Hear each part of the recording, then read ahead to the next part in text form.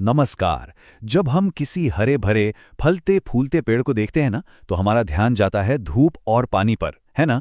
लेकिन असली कहानी, असली जादू तो जमीन के नीचे छिपा है।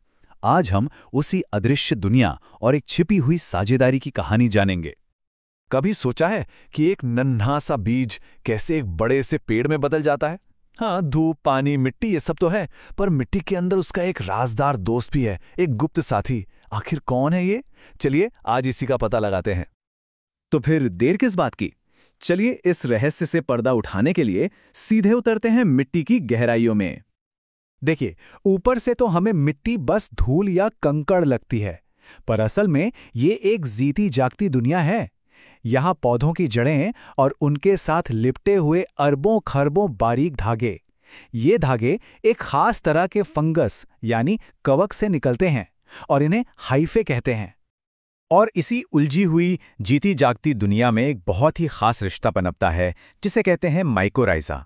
अब ये कोई जानवर या पौधा नहीं है, ये तो एक दोस्ती है, एक साझेदारी, एक फंगस और पौधे की जड़ के बीच का एक ऐसा समझौता जिसमें दोनों का ही फायदा है। अब देखिए, ये जो दोस्ती है ये कोई रातों रात नहीं हो जाती। इसकी भी एक खास शुरुआत होती है, एक प्रक्रिया है। आइए देखते हैं कि ये साझेदारी आखिर शुरू कैसे होती है। तो होता यह है कि सबसे पहले फंगस के वो पतले पतले धागे यानी हाइफे पौधे की जड़ की तरफ बढ़ते हैं। फिर वो जड़ की बाहरी सतह, जिसे राइजोस्फीयर भी कहते हैं, उससे जाकर चिपक जाते हैं। बस इसी पहले कनेक्शन को माइकोराइजल एसोसिएशन कहते हैं और यहीं से असली खेल शुरू होता है। अच्छा, तो कनेक्शन तो बन गया। अब चलिए थोड़ा और अंदर चलते हैं, जड़ के भीतर, जहां इस पार्टनरशिप का असली जादू देखने को मिलता है। ये बहुत ही कमाल का है। वो फंगस का धागा जड़ की कोशिकाओं के अंदर तक घुस जाता है और वहां जाकर वो पेड़ की टहनियों जैसी बहुत ही बारीक उलझी हुई संरचनाएं बनाता है।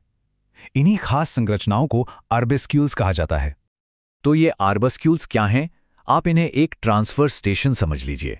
एक ऐसा अड्डा, एक ऐसा बाजार जहां पौधे और फंगस के बीच जरूरी सामान का लेन देन होता है। तो सौदा क्या है? देखिए, पौधा जो धूप से अपनी ऊर्जा बनाता है, वो शुगर यानी कार्बोहाइड्रेट फंगस को दे देता है और बदले में फंगस पौधे को वो चीजें ला कर देता है जहां तक पौधे की बेचारी जड़ें खुद पहुंच ही नहीं पाती, जैसे कि दूर दराज से पानी और बेहद जरूरी पोषक तत्व। है ना एकदम फायदे का सौदा। चलिए अब एक अकेली जड़ से जरा नजर हटाते हैं और बड़े पैमाने पर देखते हैं कि ये फंगस असल में कितना बड़ा और ताकतवर नेटवर्क बनाता है। याद है वो हाइफे फंगस के धागे? वो मिट्टी में दूर, बहुत दूर तक फैलकर एक जबरदस्त अंडरग्राउंड नेटवर्क बना लेते हैं। ये नेटवर्क पौधे की अपनी जड़ों की पहुंच को कई गुना, अरे कभी कभी तो 100 गुना तक बढ़ा लेता है। जरा सोचिए, पौधे को कितनी बड़ी ताकत मिल जाती होगी। और ये नेटवर्क पौधे के लिए लाता क्या क्या है? ये मिट्टी की गहराई से पानी खींच लाता है और सबसे जरूरी, ये फास्फोरस और जिंक जैसे वो पोषक तत्व भी ले आता है जो मिट्टी में होते तो हैं, पर ऐसी हालत में कि पौधा उन्हें सीधे सीधे नहीं ले सकता। मतलब ये एक तरह की स्पेशल डिलीवरी सर्विस है जो मुश्किल से मुश्किल सामान भी आपके दरवाजे तक पहुंचा दे। पर इस साझेदारी का फायदा सिर्फ पौधे को नहीं होता, इसका असर तो पूरी मिट्टी की सेहत पर पड़ता है। कैसे? ये जो नेटवर्क है ना, ये मिट्टी के छोटे छोटे कणों को एक दूसरे से चिपका कर रखता है, जैसे कोई गोंद हो। इससे मिट्टी की बनावट सुधरती है, वो ज्यादा पानी सोखकर रख पाती है। और इतना ही नहीं, ये नेटवर्क एक ढाल की तरह पौधे की जड़ों को कई बीमारियों से भी बचाता है।